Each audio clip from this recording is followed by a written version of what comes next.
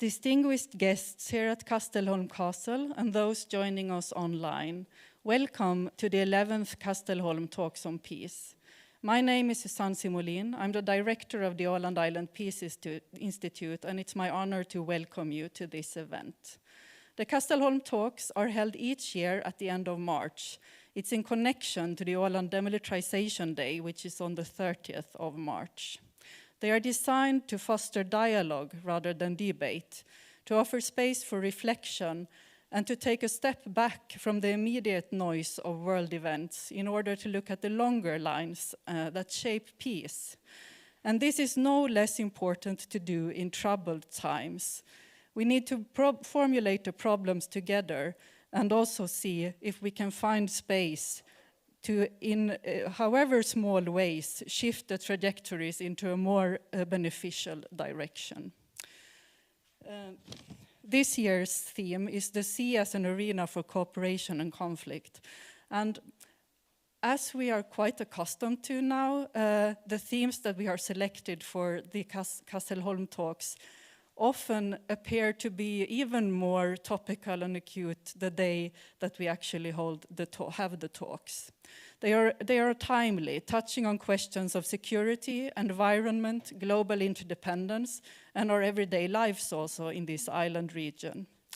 We are deeply honored to have President Tarja Halonen as the patron of the Kastelholm Talks, and we are delighted that she is with us also this year.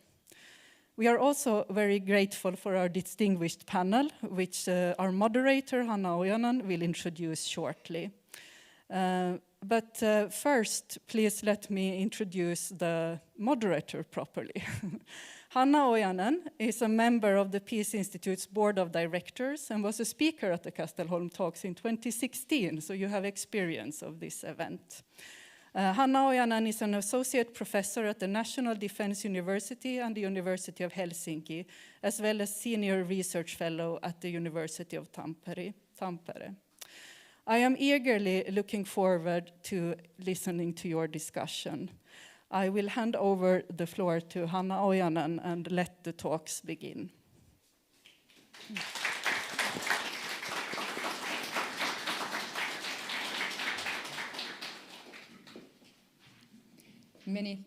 Many thanks indeed. It is a great honor to be the moderator of this castle conversation today. Also, on my behalf, warm welcome to our speakers and to the audience both here and those watching online. Our topic is the sea as a space for cooperation and conflict, as we heard, or perhaps conflict and then cooperation. I will start by introducing the speakers. And first, to take the floor after these introductions will be President Tarja Halonen, who will give her opening remarks and then also ending with concluding the conversation. Tarja Halonen served as the President of the Republic of Finland from 2000 to 2012, and she was Finland's first female president. Her political career in Finland spans over 4 decades, and she held the office of Minister of Social Affairs and Health, Minister of Justice, and Minister for Foreign Affairs. During her presidency, she served as co-chair of the United Nations Millennium Summit and co-chair of the UN High-Level Panel on Global Sustainability. And she continues to be very active in the field of social rights and on the UN Agenda 2030. Among other duties, President Halonen is currently a member of UN Secretary General's High-Level Advisory Board on Mediation and UN CCD Land Ambassador, which is the Convention to Combat Desertification. And as we heard, President Halonen is the patron of Kastelholm Talks on Peace. After her introduction, we go to listen to our 3 speakers. Kubik Kleist is a Greenlandic politician who served as the Prime Minister of Greenland between 2009 and 2013, and as a Member of Parliament for over 20 years, both in Denmark and Greenland. He has been involved in the Inuit Circumpolar Council for several years, both as a member of the Executive Council and as a consultant. Kleist has also been a member of the board of Oceans North Greenland, which supports marine conservation and climate action with indigenous and coastal communities. We have then Dr. Marie Jakobsson, former ambassador and principal legal advisor to the Ministry for Foreign Affairs on international law. She is one of Sweden's most experienced experts in international peace and security, with a particular focus on the UN Charter, maritime security, and the law of armed conflicts. She was a member of the United Nations International Law Commission for 10 years, and she is an associate professor of international law at Lund University and honorary doctor at the United Nations Maritime University, or World Maritime University. Marie Jakobsson is a member of the Ålands Peace Institute's board of directors. And then we have Henrik Ringbom, who is professor of law of the sea at Åbo Academy University and a part-time professor at the Scandinavian Institute of Maritime Law at the University of Oslo. He has an extensive publication record in European and international maritime and environmental law, as well as on issues related to the protection of the Baltic Sea from various environmental and security threats, including the shadow fleet and hybrid attacks against subsea infrastructure, something that we will no doubt be discussing even today. So this is our group of speakers, a wonderful group to discuss the sea. But first, let us listen to President Halonen. Please, you have the floor. Bästa deltagare, kära vänner, dear participants, dear friends. It's a pleasure to be here again. So the sea is a home for a vast variety of animals, other living organisms, and also, of course, the plants. It's also for us a lot of things. It's a route for travel, trade, culture, and at times a stage for rivalry and confrontation. The sea connects us and encourages us for cooperation, but it also divides us sometimes and can become an arena of conflict, as you have chosen the theme today. When we look at the Baltic Sea region, this complexity becomes particularly clear. The Baltic Sea forms a unique natural environment and fragile as such, and it is surrounded by a densely populated catchment area. It forms a crossroads where cultures, environments, security, energy, and economies intersect. It's also geopolitically sensitive and interesting area. Dear participants, one of the most unique elements in this region is the Åland Islands. Åland stands as a symbol of the peaceful conflict resolution. For those who are following this discussion and perhaps are not so much known beforehand, just a few words. Åland was, along with Finland, a part of the Kingdom of Sweden, but became of the Grand Duchy of Finland of the Russian Empire in 1809. In 1917, when Finland gained its independence, the question of Åland became a topic again. Sweden and Finland gave the dispute resolution to the League of Nations. The adoption of the Åland Islands solution paved the way for peaceful relations between neighboring countries and their people. Åland's demilitarization is a reminder that maritime regions can be governed through trust, diplomacy, and international agreements. The audience, European security environment has notably changed following Russia's invasion of Ukraine. These alternations affect also the security environment of the entire Baltic Sea region. For example, the threat level in the Baltic Sea has risen, and there has been increasing efforts to protect critical underwater infrastructure against both you need international and international actions. Yet the sea knows no borders. No nation can manage it alone. Water flows across borders, so must diplomacy and responsibility.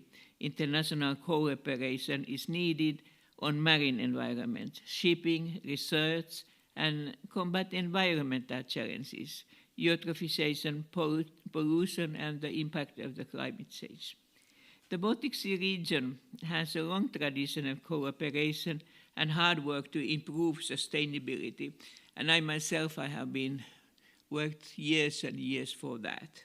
And that's why I'm today so sad, because through organizations such as the Council of the Baltic Sea States and HELCOM, and also the civil society and private sector has done a vital work to protect and improve the sea, including the, I've just mentioned few of the private actors like John Nurminen Foundation, the Baltic Sea Action Group, and the WWF, and there are many others. So, dear audience, the sea embodies a paradox. It is a space where cooperation and conflict coexist, where nations meet, compete, and collaborate. The Baltic Sea, with its diverse coastal states and the special status of Åland, shows this duality clearly. Our task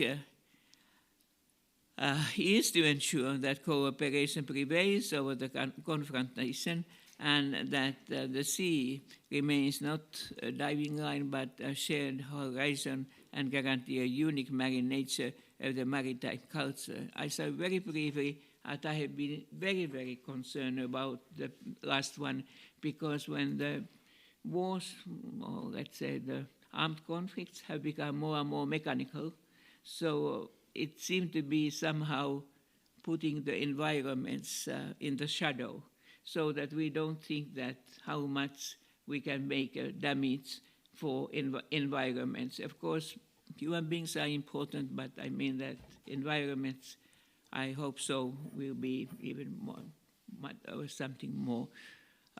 And so I do look forward to the discussions today. I know that you are good experts, and I will keep an eye on you. And I have promised that I try to be not disturbing you before the end, but you never know, the promises of the politicians are what they are. So thank you very much, and now the floor is yours.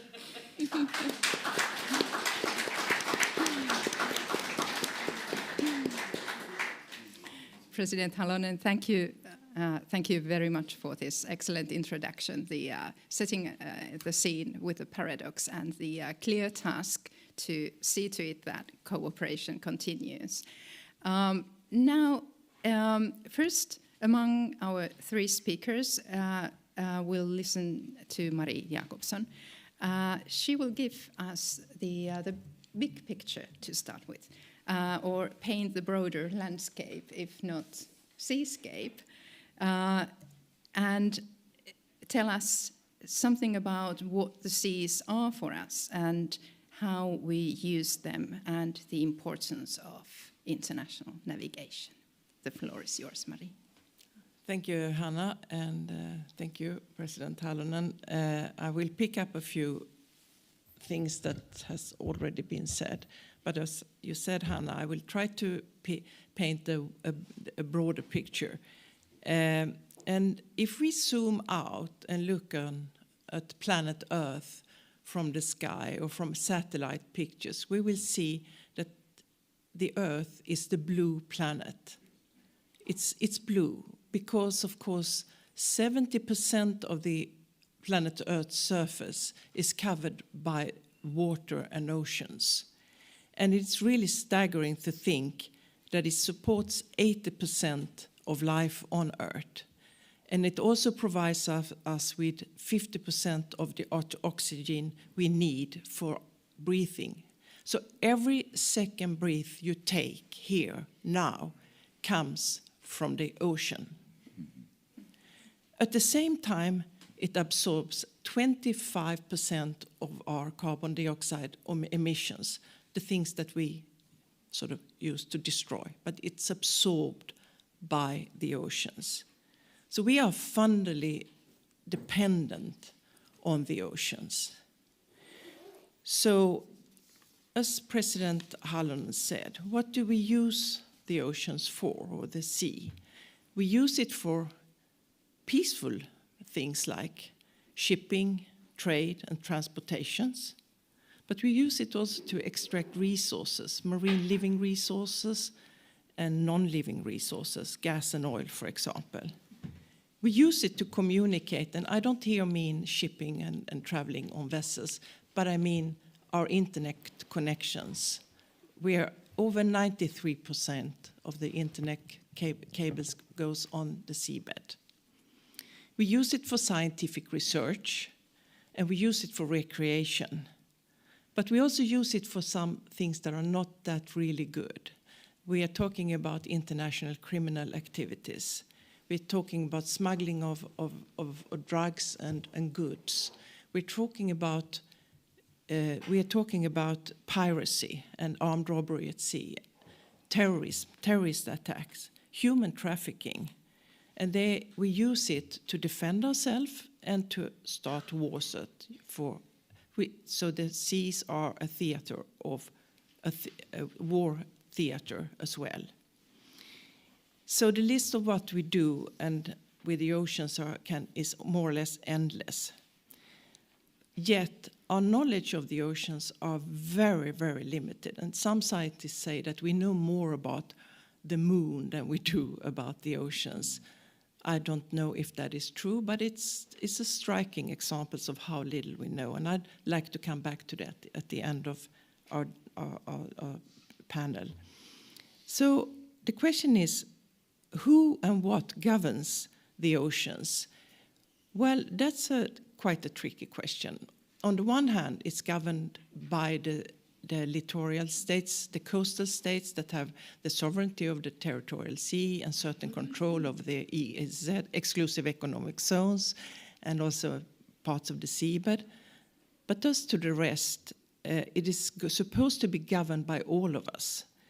And the framework for this, and you will hear a lot about it, I think, is the Law of the Sea Convention, from the United Nations Law of the Sea Conventions from 1982. That is the constitution of the oceans. But it's interesting to note that it's not only the Law of the Sea Convention that regulates what we do and what can do and must not do when we use the seas. There are so much more than that. It's a framework of patterns, of treaties and organizations, and it has developed enormously quickly. When the first Law of the Sea resolution was adopted in the General Assembly in 1995, it was 5 pages, mostly administrative. Today, the annual Law of the Sea resolution covers 56 dense pages. It covers everything that we mentioned, that President Halonen mentioned as examples of what we do and what I have listed. And it shows that the connection between the human beings' activities at sea, as human beings, we also all enjoy human rights, are closely connected with what is the concern of the international community.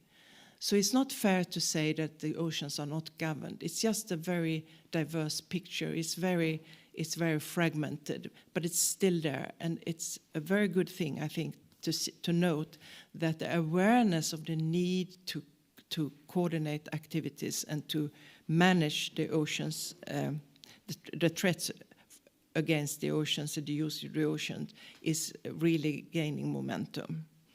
There are several neglected issues, and you probably will think that I will say the climate change that causes the sea level rise to the detriment of small island states in the Pacific and elsewhere. But I'm thinking of something else that is very neglected. It's the situation for the seafarers. The seafarers from different countries that are on vessels and that are stuck, be it during COVID times, for diverse reasons. And as today, yesterday and today, the International Maritime Organization in London is holding an emergency meeting because there are 20,000 seafarers stuck in the Persian Gulf. And the situation for seafarers is something that we need to focus more on, and we need to cooperate to do that, so that they're not stuck there because the vessels are abandoned, or because states do not allow them to go back home, or because they cannot get their salaries. And I think that is a challenge for us as well. And I'll stop here. Thank you.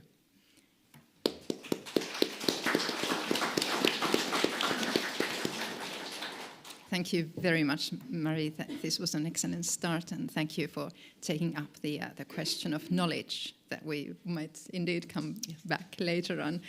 We'll continue listening to Henrik Ringbom, who will continue spelling out the different legal dimensions and levels attached to the sea and governance. And then he will also look at the Baltic Sea. Please, the floor is yours, Henrik. Yes, thank you very much. It's easy to continue after such wonderful starting presentations, but my intention was to focus in particular on the rules that govern our seas at different levels, because as Marie mentioned, there are a number of layers that interact and work together in forming this complex whole, even if you only focus on the rules themselves. But of course, if we think of the current world system, how the world order is designed or regulated to begin with, it all started with the sea, of course, there as well. The foundation for what we call international law is basically the law of the sea. It was the ideas of basically Hugo Grotius in Holland, who defended the rights of navigation in 1609 as a sort of counter act for certain states placing ocean areas under their sovereign control. And this plea for the freedom of the ocean, the openness for the ocean to everybody, for peace and trade, that met some resistance already then, and there were other scholars who had a different view, and there was something called the Battle of the Books, which is in the 17th century between these scholars on what is really the nature of the sea, the regulatory status of the sea. It was the Grotius view, the freedom of navigation view that prevailed, and that has survived until these days. We have a very strong focus on freedoms of navigation, freedoms of use seas, and the common interest that we all have in that. But the trend, it has to be said, has been gradually for that freedom to be curtailed a little bit step by step, not least in the main set of rules we have for the moment, the Law of the Sea Convention that was adopted in 1992 that was already referred to. Since that adoption of that convention, we have had a sort of special situation in the Law of the Sea compared to many other areas of international law, because it has been an extremely stable starting point in having a sort of super convention, a constitution. That term, of course, doesn't exist in international law, but a super convention that deals with almost everything, purports to deal with everything, and provides solution for all uses of the seas, how they are to be divided and everything. And that instrument has been accepted by more or less everybody.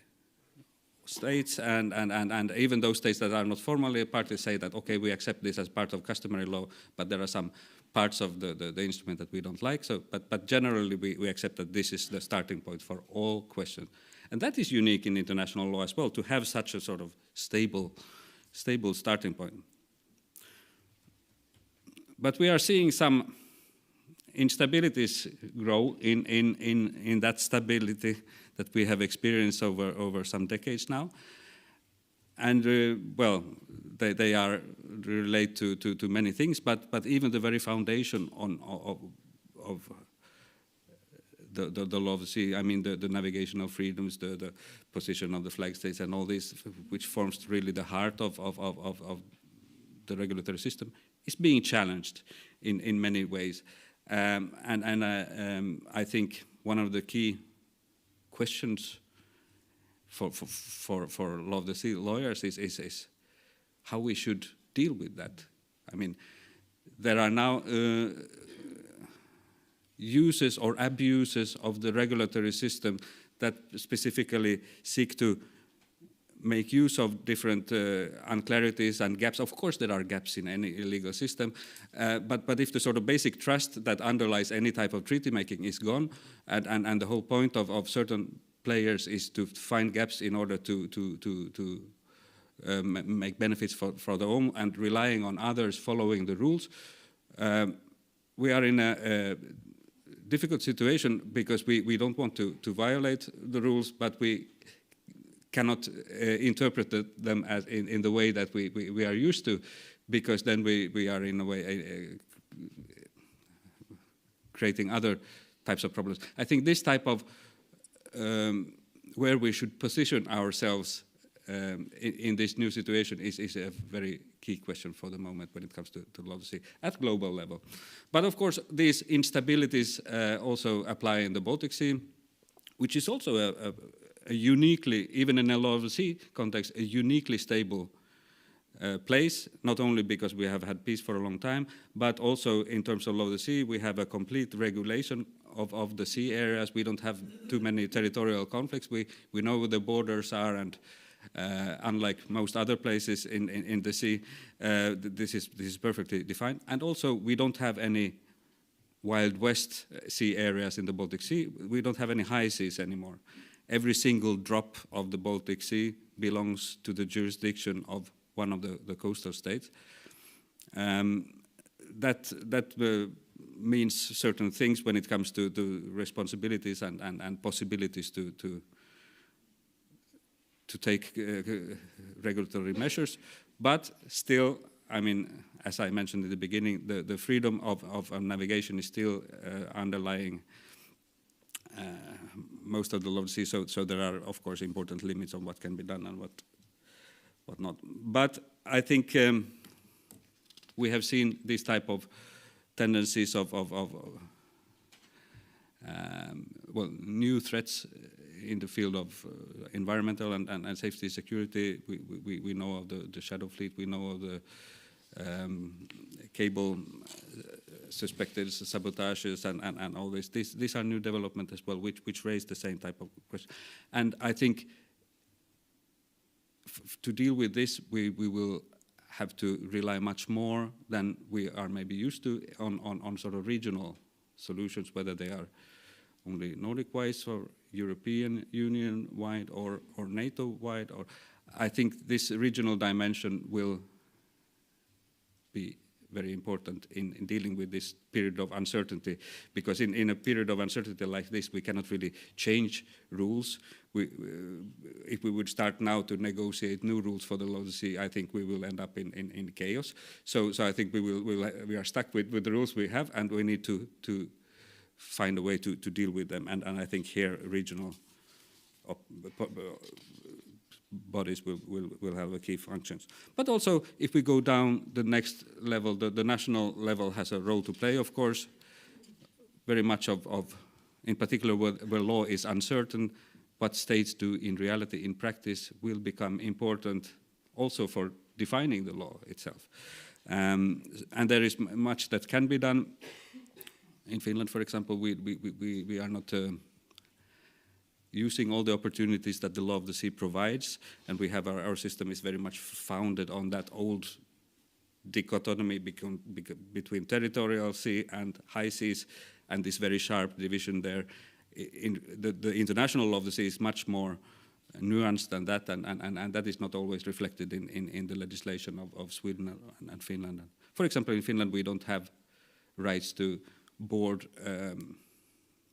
flagless ships in our national legislation, even if that is perfectly allowed under international law. and this type of things. I mean, there is plenty to do. And then, of course, in order to ensure this collaboration that I was talking about at regional level, there is also a need for a very strong foundation in national law for making it. So there are many things moving in this previously so stable legal system, and there's a lot to do, but also things are happening, and I think, as I mentioned, we will see a very much more regional focus on understanding the law of the sea than we are used to. Thank you.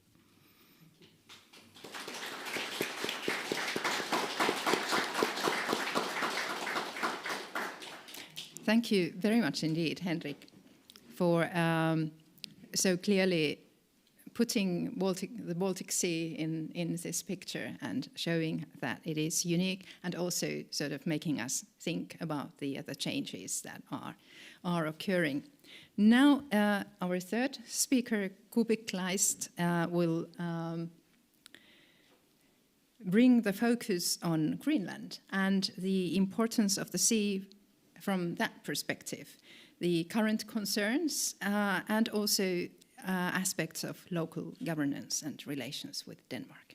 Kubik, you have the floor. Thank you. And thanks for inviting me and having me here. I was actually planning to show a PowerPoint presentation, but it turned out that it was not possible here. So I spent the night writing my thoughts. Your Excellencies, ladies and gentlemen, and not at least President Halonen, and thanks to those arranging the Kastelholm talks. I think it is necessary to have an institution like this one, even in times of peace.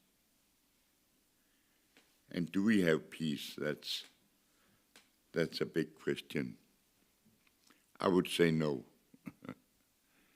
I have to say first that I'm running for one of 2 seats in the Danish Parliament right now. So, and we have elections 24th of March this year. So this actually leaves me no time for campaigning. And so we are still a part of Denmark, like the Faroe Islands and Ålands, for that sake. So we are not a sovereign state yet, but some people are in the campaign. They're focusing very strongly on a specific paragraph, which allows that you can initiate a negotiation with the Danish state on secession from Denmark, and then have a public referendum on it afterwards.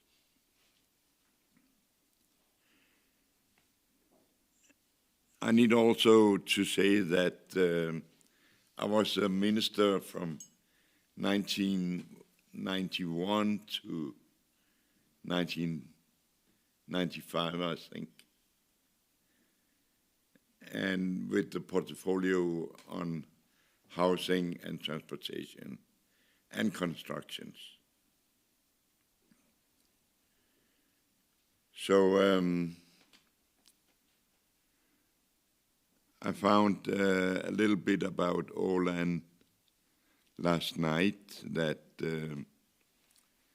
this is a demilitarized part of Finland. I read. Even though we are approximately 20,000 more people in Greenland, the country is vast, and there are no connections between towns. You have either to sail or fly by helicopter or by plane. And unfortunately, my country is in an unstable political situation because due to the campaigning or that two ministers are running for a seat in the Danish parliament. And that meant that one party left the coalition last Friday, the government coalition. And one minister and the speaker of the parliament left the party then, afterwards, because they were not agreeing with the withdrawal. And now I believe it's down to 2 members of the parliament, and they used to run the country actually.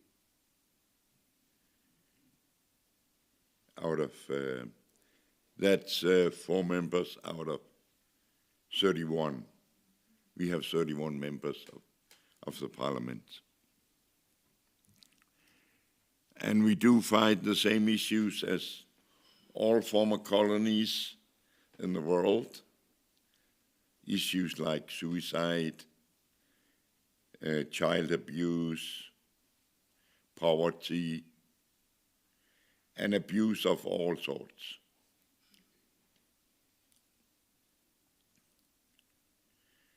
Now, in the light of limited time, let me mention the most important issues that are facing Greenland and the Arctic. First of all, the fisheries. Our export income in Greenland comes from the fisheries, and it's the most important trade of all. More than 90% of our export income comes from the fisheries, both from trawlers and smaller vessels and boats. To change this one-sided trade, we are all struggling very hard, especially within raw materials, and especially the minerals used for mobile phones, tablets, and warfare, not to forget. The REEs, the rare earth elements.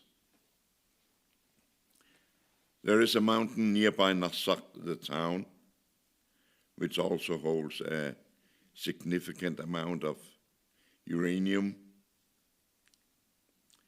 So the parliament last year or 2 years ago did forbid the extraction of uranium.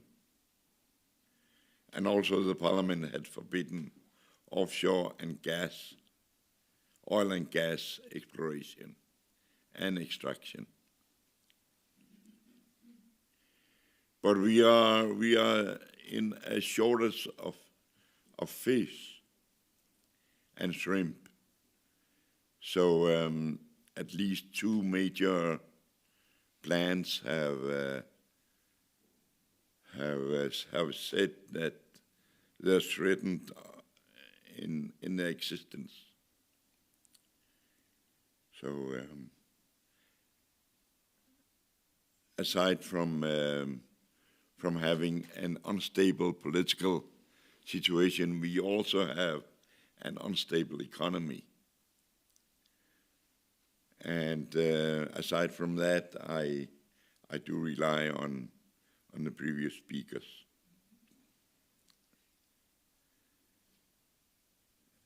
now on climate change, the Arctic is said to be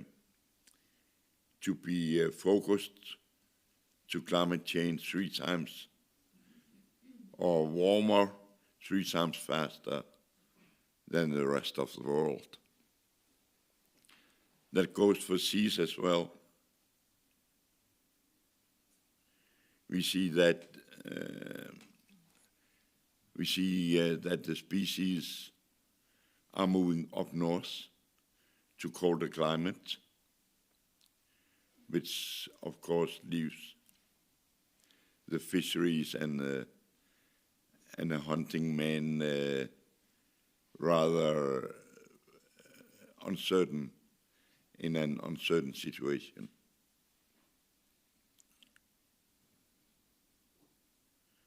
Also, we have seen foreign species coming into Greenland waters, as for example tuna fish, which was caught in East Greenland. I don't know what that means.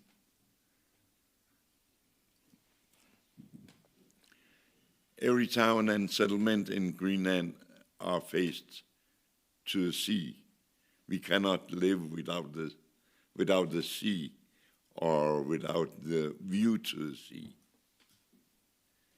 And we are living off the sea, with the sea, and on the sea.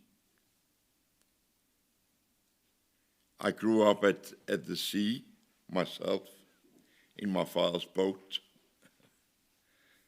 At least it feels like that. And I have been involved with the Commission on the North Sea, the Byggelas, established by Inuit Circumpolar Council. We, the commissioners had a charter to follow. So we traveled both in Canada and Greenland to visit settlements and towns and villages, to talk to people, whether they were interested in a common regulation of Byggelas. Byggelas is an open sea area very north of Greenland and Canada. It sits right at the northern spits of Greenland.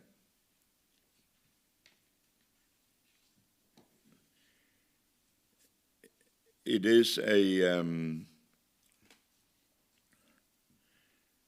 an eating and breeding and living space for seals, for whales, for birds. Actually, I think that 80% of the little auk, this little black and white bird, are living in the Byggelas area and breeding.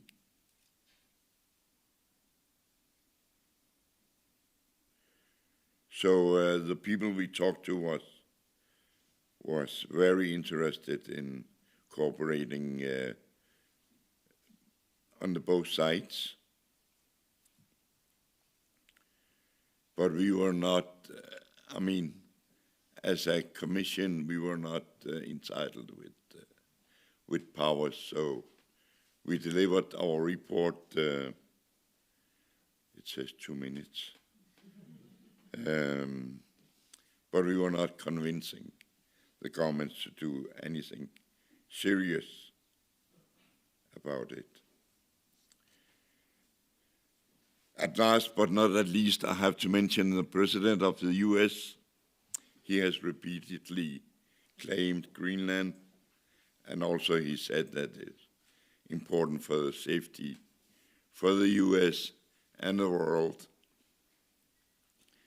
and he has been told repeatedly that Greenland is not for sale, and neither is the people of Greenland.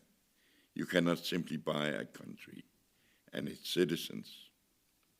He claimed that Chinese and Russian ships and submarines were all over. I was planning to talk like him, but I can't. But we did not see any, and surveys by those who knows about those things said there was no. But suddenly a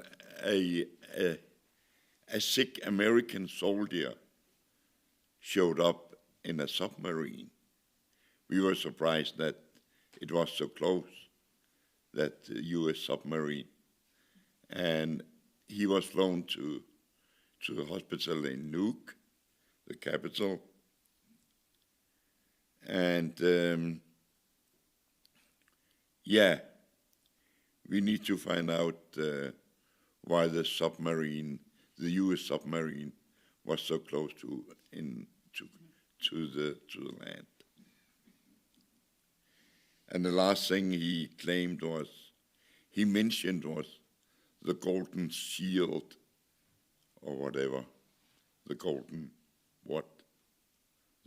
shield, which, the dome that should protect everyone. The strange thing about the US president's claim is that an agreement from 1953 says that the US can establish whatever they want in Greenland, in the air, on the land, and in the sea. But instead they have cut down.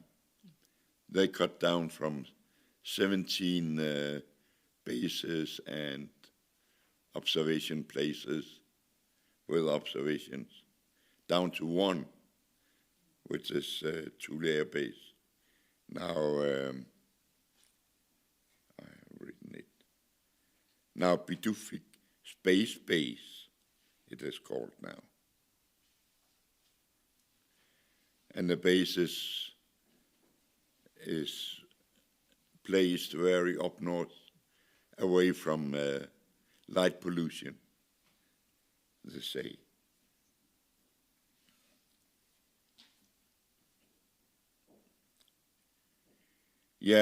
That was what I wanted to say in the first part of these talks. Thank you. Thank you very much. Well,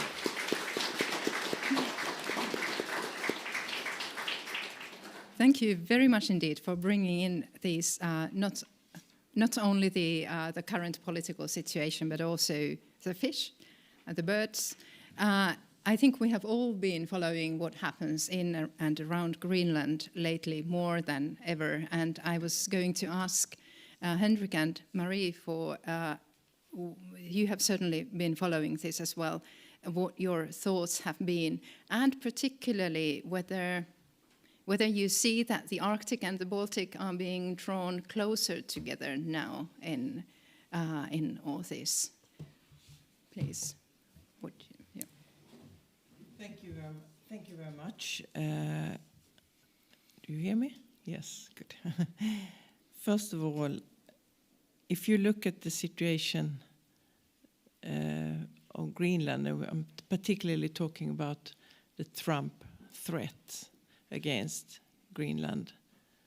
It is clearly, I mean, as a lawyer, there is only one thing. This is totally in violation of international law.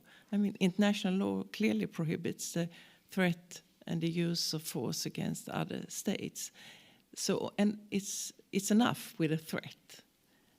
So this is sort of the starting point, and everything else follows from there. I'm very glad that Greenland and Denmark has been very clear and spoken in clear verba about that particular aspect. Nothing else would have been a disaster. And we need to do all we can to support that view.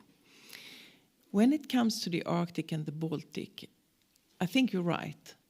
There is a closer connection perhaps than perhaps other that have been discussed before. For me as a former government lawyer, there has always been a connection between the Baltic Sea and the Arctic in the Swedish, I shouldn't say our, Swedish foreign policy and an analysis of international law.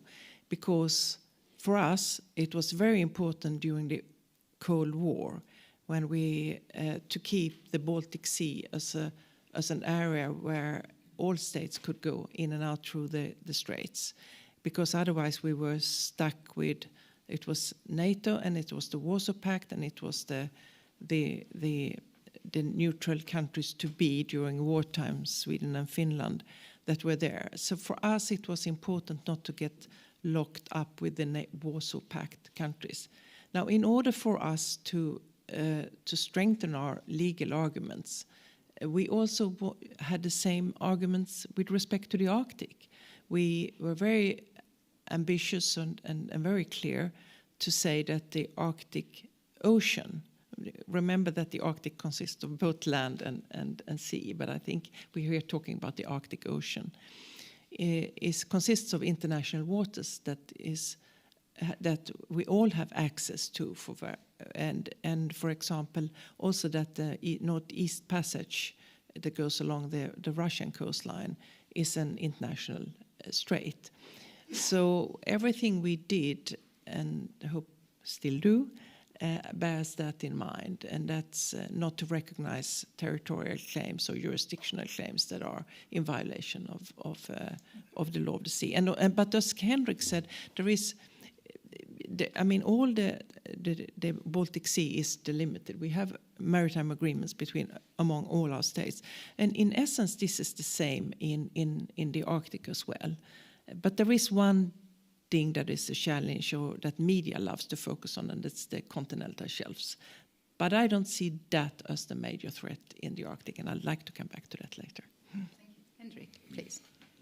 Well, Marie covered the legal aspect of Trump's Greenland policy very, very succinctly and well. So well, I mean, to me, that represents probably one of the worst examples of the sort of complete, collapse of a U.S. foreign policy.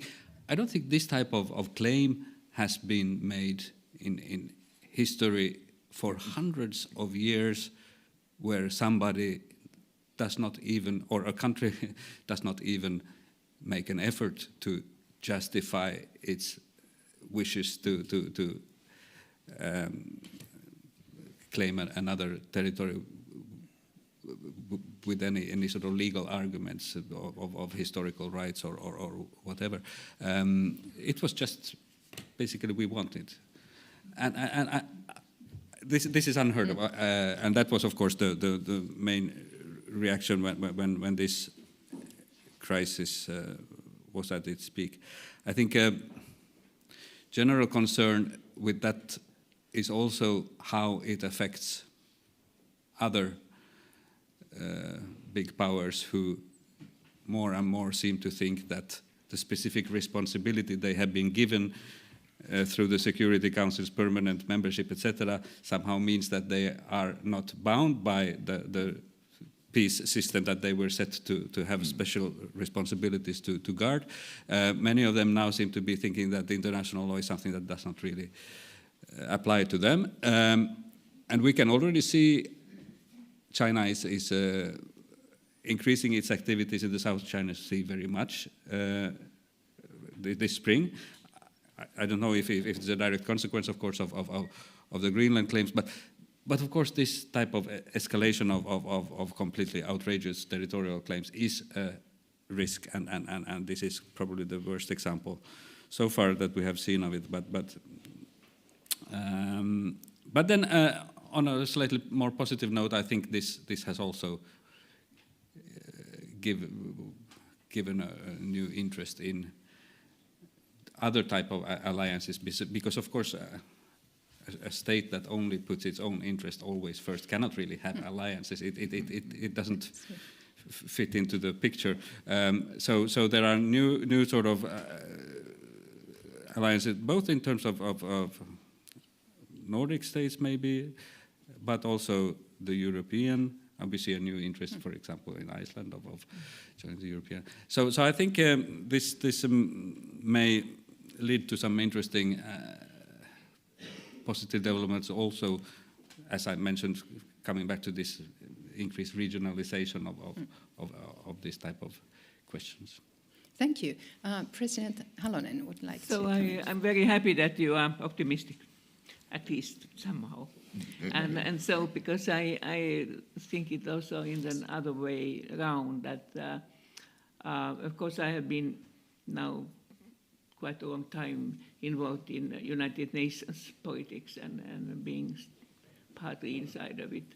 And so I remember when in 1999, when I was the foreign minister of Finland before I became president, so I spent in January among the other foreign ministers in Antarctic region, where we had a jubileum because it has been 40 years the area for the free research and studies and so on. And when I compare it, what happens now in the Arctic area, so it's really contradictory. That then, of course, I tie it somehow that the whole regular-based thinking of this world is now weakened by the superpowers like Russia, or some of them former, because I don't consider that Russia is that big anymore, but has been in the time when it was part of Soviet Union. So, and USA and China, who are respecting the United Nations in a way that they have the special status as a permanent members of the Security Council, in a way inherited from the League of Nations. But they don't respect at all.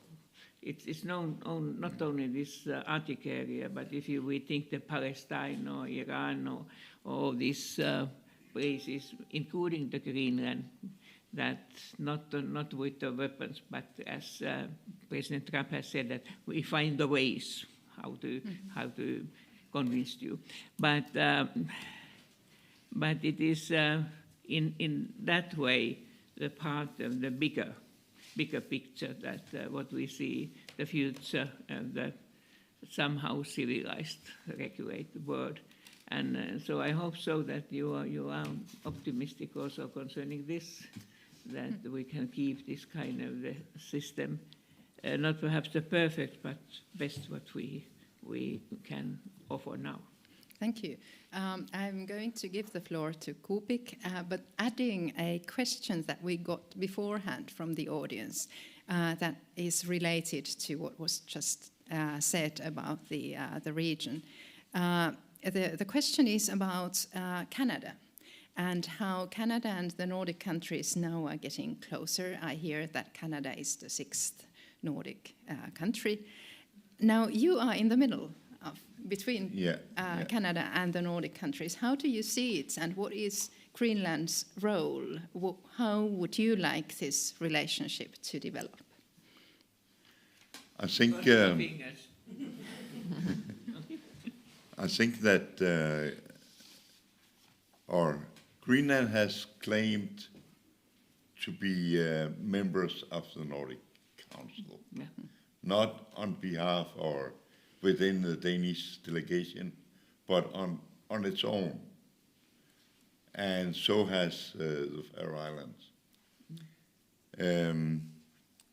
The positive side is that there's a growing interest in the Arctic and Greenland especially because of an ally actually threatened the country. That is something.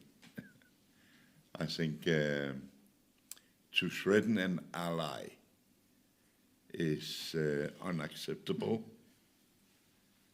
and he's actually threatening the world orders by regulations and agreements and stuff like that. So I would think that we are very tired of journalists in Greenland, because now they come in swarms. Like due to the new landing strip in Nuuk, they have all easy access. So I saw a clip on the internet yesterday that a woman said they're standing on every corner, and if you catch their eyes, they're really happy because they think that you wanted to talk to them. So I got, as a former premier of Greenland, of course, I got more than 100 foreign journalists writing me or calling me or whatever. That was in January 2025. Now in 26, there are a bit fewer, or I choose not to answer everyone. So I was choosing like those who seemed interesting to me. So the positive thing is that there's a growing interest in the Arctic and Greenland especially.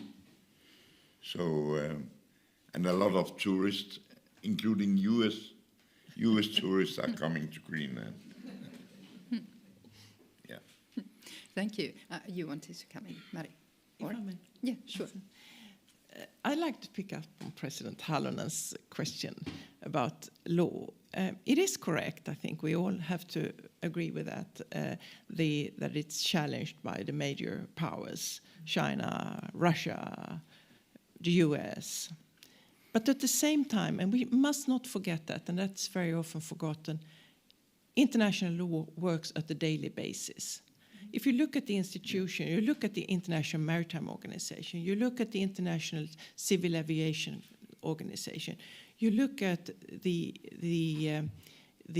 International Telecommunication Union, at all these international institutions, they still work. All the agreements that we have still work. We couldn't trade, we couldn't do anything if it had not been for international law. For example, when it comes to inspection of vessels, for example. So we, on a daily basis, what we do when we travel, it's all based on international law, and that's sort of an evidence of that. Also, states need agreements in order for them to function. No state would function if they were not for international agreements. And when it comes to and there is another very good trend in international law. It's the peaceful settlement of disputes. Sounds strange to you? No, it's not. Look at how often now states resort to the international tribunals for the solution of conflicts. There is the international courts in the world, regional or global, have more to do than they ever have had. And as recent as last week, the United States decided to intervene in the case between South Africa and Israel on the Palestine issue. I mean, so that shows that they find it international law and the process there so important that they need to have their own say in that process. And finally, I think that was it. Thank you. And what did the US say? If I can say very, very shortly, so my little bit provocative question I got, of course, as you saw my face, I was very happy one, because normal people don't notice that what this international cooperation has organized for us. For instance, so we have this pandemic just a few years ago. Even we have forgotten it. And with the World Health Organization, we could do it much shorter what anybody could expect. Or we have also the UNESCO, and we have all these organizations where now President Trump has, of course, decided to go away.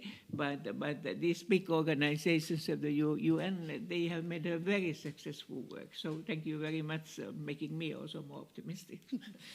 And Henrik, is there reason for optimism? I think in a way this sort of international law is in a special situation here, because most people don't live in the international law system. But I mean, we have all these failures of our other legal systems as well, all the time. If somebody comes from the moon and reads our daily papers, they would think that nothing works. I mean, criminal law, there are murders everywhere, and you have...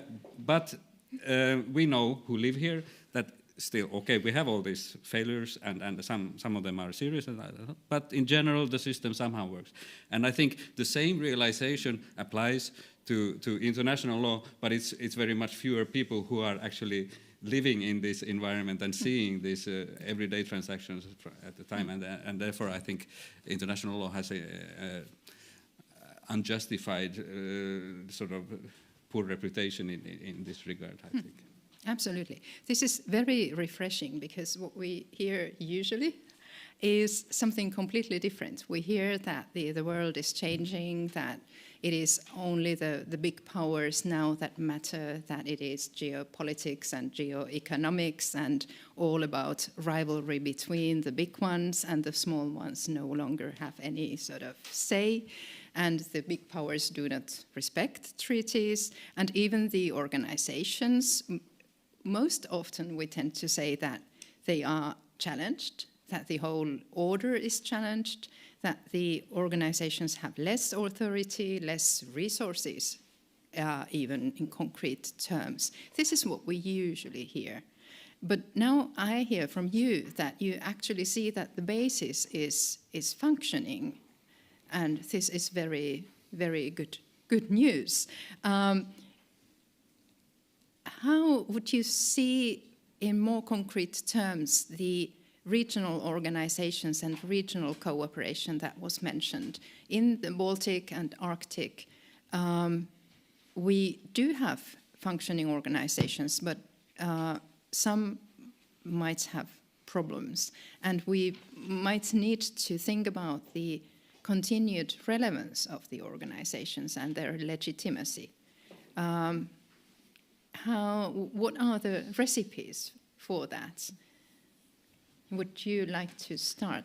Yeah, I only know, or I have been working in the Arctic mostly, but also had a peek into the Nordic Council, of course.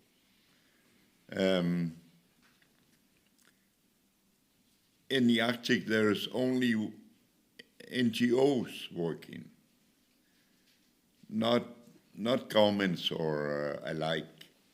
There are no formal organization besides the Inuit Circumpolar Council, which covers the Inuit around the North Pole. And that says to me that there is a need for organizations covering like Greenland and Canada and Alaska and maybe Russia, but it's difficult to get to know those people. But there is a need, actually, and the world have changed a lot. So there's a tighter focus on the Arctic. That's good, but the Arctic needs to deliver itself. How do you see the different councils that we have? The Arctic Council, the Baltic Sea region. Oh yeah, Arctic Council. Yeah. I think it is. I think it is really good that we have the Arctic Council going on, apart from the fact that Russia is not participating. And also the Baltic Sea Council. I think, as Henrik correctly pointed out, I think in his intervention earlier, that we need to resort to our regional solutions to a large extent, and to believe in them and to make use of them. And we have always had regional solutions, for example, for the Baltic Sea. It's not only the Åland Island, but it's also, you have agreements on the protection of the wreck of Estonia, you have the HELCOM, you have all these regional organizations. So it is important that we take our responsibilities to deal with that. But when it comes to the Arctic, we should also remember that the Arctic is not governed only by a specific organization. There is no such organization. Not even the Arctic Council governs the Arctic. The Arctic Council is a council for cooperation and possibly coordination, and it's an important so. But it's the states. It's the states that have sovereignty over in the Arctic, the 8 states that have sovereignty over the territory, including the territorial sea, and they have jurisdiction in the exclusive economic zones in the Arctic and subarctic. That's so we have to resort to the traditional responsibilities. So even if international law works, on an institutional basis, on organizational basis, we need not to turn the back to the institutions, because the institutions are the backbone of cooperation between states. Henrik, please. Well, I think there is a sort of a natural law in organizational theories that it's very easy to create organizations and very difficult to get rid of them. It's a bit like the natural law that everybody wants to coordinate, but nobody wants to be coordinated.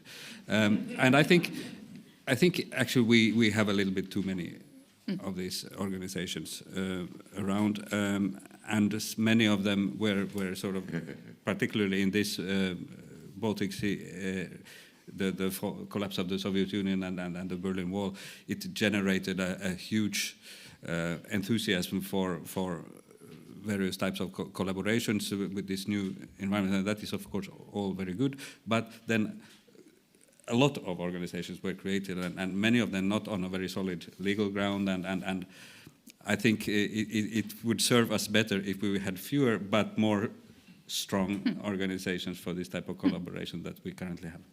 Thank you. You wanted to comment? I was actually in the planning process of the Arctic Council. I was a co-creator of the Arctic Council, but the reason why I forgot the Arctic Council is that the members are the states outside of the Arctic. All of them, almost all of them, are part of, like Norway, Sweden are parts of, and Finland, parts of the countries are in the Arctic. But and the indigenous people of the Arctic are permanent participants. We can participate, but we don't have any voting rights. Mm-hmm. So I think it should be reversed, that the Arctic Council consists of people in the Arctic and the states are permanent participants. Now we have a concrete proposal here. Excellent. We have only 15 minutes remaining, and we are slowly going towards some conclusive reflections. But I really want to pose a very concrete question, because we do have these new threats in the Baltic Sea that we also debate weekly, if not daily. And one of those has been mentioned already before. Henrik took up the shadow fleets. Now, it would be lovely to hear a bit more. Where did it come from? What to do? whose responsibility and what kind of actions are available to solve this problem? Henrik, please. Ooh, that was 3 questions already. At least. In one. Well, basically, shadow fleet normally refers to the ships that try to evade the sanctions. It's not a new phenomenon. We had it in South Africa in the apartheid regime as well. The sanctions evasion regime. The difference now with the sanctions against Russia for the war against Ukraine is that it's such a big oil exporter, and it really affects the oil market and the oil price. And it is linked to this. So in a way, you could say that the shadow fleet is in a way our own making, our own product, because of the sanctions that have been placed on this trade. Various types of shipping arrangement have been ruled out for the countries that apply these sanctions, which is not the majority of states in the world, but it's mostly Western states, and they have applied different types of sanctions for Russians. I mean, and when it comes to the maritime aspect of these sanctions, there are 3 main types. One is a sort of import ban of Russian oil to us, and then there is a ban to provide some services to ships depending on the price of oil, a price tag. And I think it's in particular this particular sanction that has, in a way, served to promote a sort of a fleet of ships that are of bad quality and of very strange ownership arrangement and flag arrangement and poor insurance, etc. Partly because Western institutions are prevented from dealing with this type of ships. And then there is the final, which has been more effective, kind of a listing of ships which are then no type of collaboration with this. This type of ships can be allowed by the Western state. And it's a bit confusing because different EU has one list of ships and one set of sanctions, and the US has another, and UK has one, and Japan. So, but that is what it is, and I think it's of course what to do about it. There are so many levels to this question, but if one thinks of the law of the sea aspects, maybe I should not go into that. There are things that one could do because there are ways to protect our coastlines for immediate threats to the environment, and we can discuss what is an immediate threat. Is a non-ice class ship coming into the Gulf of Finland in the winter, etc. So there are various types of tools there, but I think the bigger question is, should we really focus on these ships so much in these sanctions? Should we more focus on what happens with the oil? I mean, because now we know that many ships transport oil, and maybe change it to another ship, maybe not, but bring it to India, and then Europe buys it from India, and everything looks good. That is not an effective way of either preventing the Russian economy to thrive from oil export or for getting rid of sanctions. I think we have been too cautious in implementing sanctions more generally, because we have not wanted it to affect us. We have tried to make them affect only Russia without any effect of the oil price here or etc. And I think it is not really, has not been very successful. So, well, that is some of the answers. Thank you. I think this was really useful. Now, instead of a conclusive reflection, I would like all the 3 speakers to give one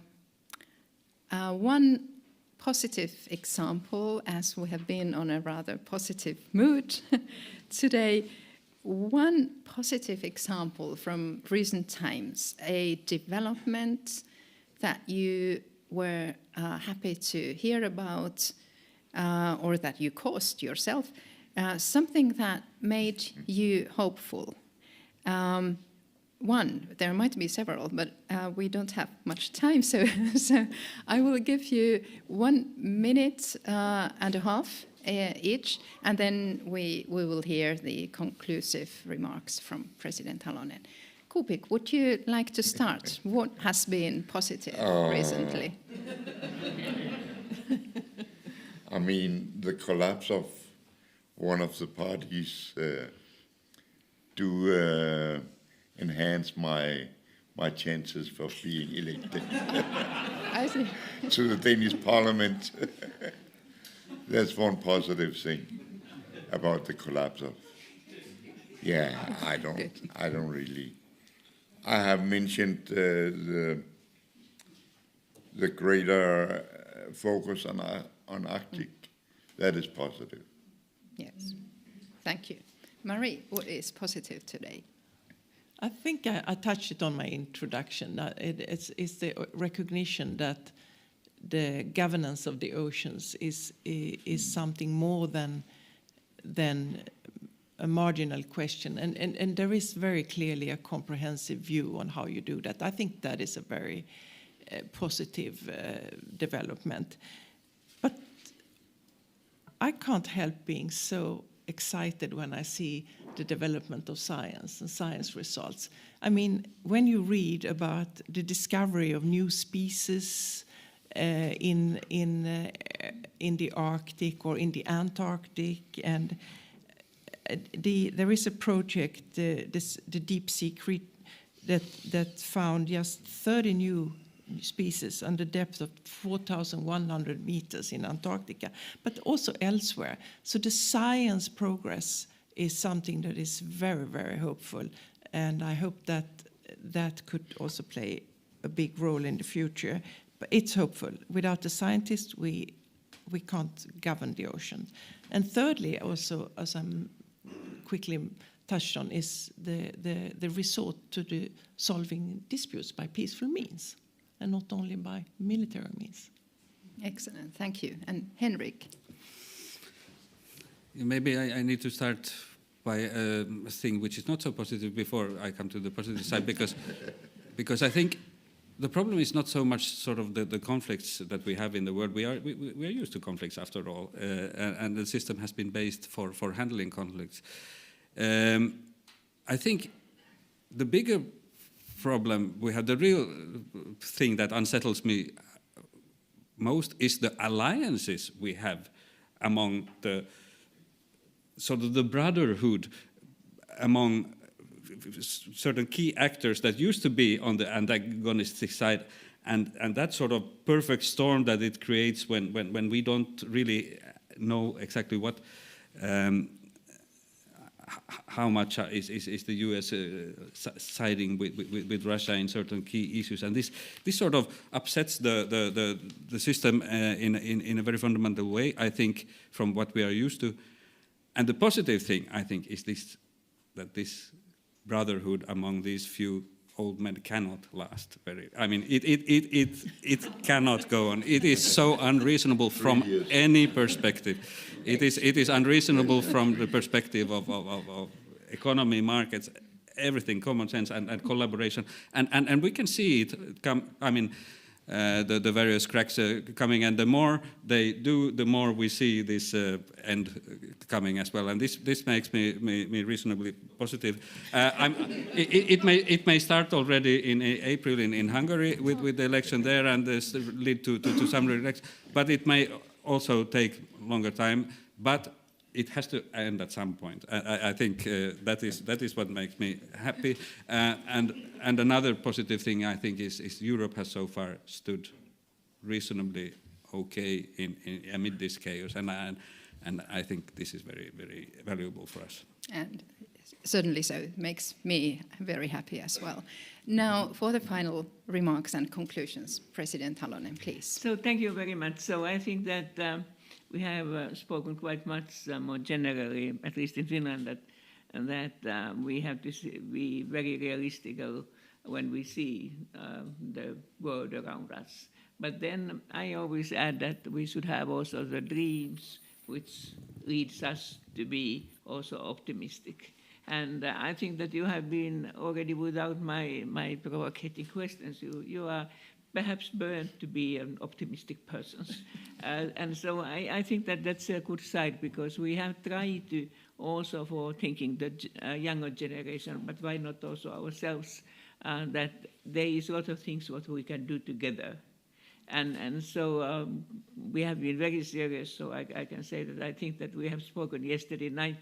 I promised not to speak too much about the dinner discussions we had, but to say that yes, Canadians are pretty much Europeans, that we could accept them to be a member of Nordic Council, but I think that Greenland is already, but should be more even with a stronger role, without taking any touch to the Danish politics.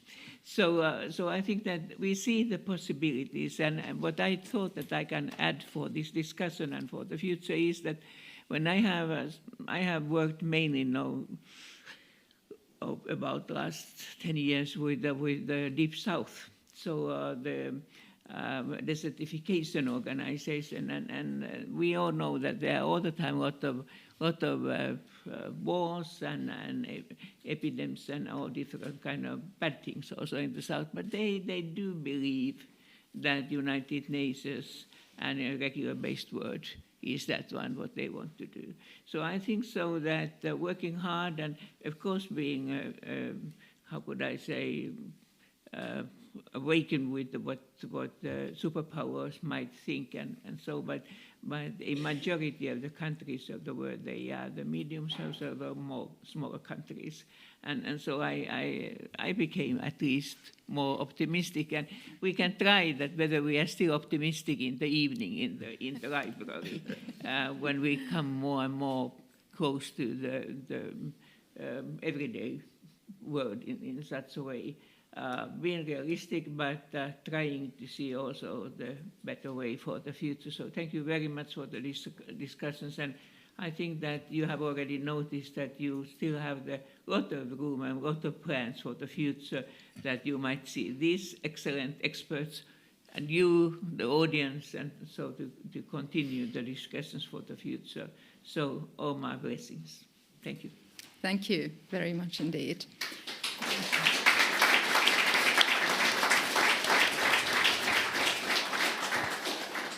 So the Castle conversations draw to a close here. Warmest thanks to all the panelists and President Halonen, and also to the audience here and online. Thank you very much indeed.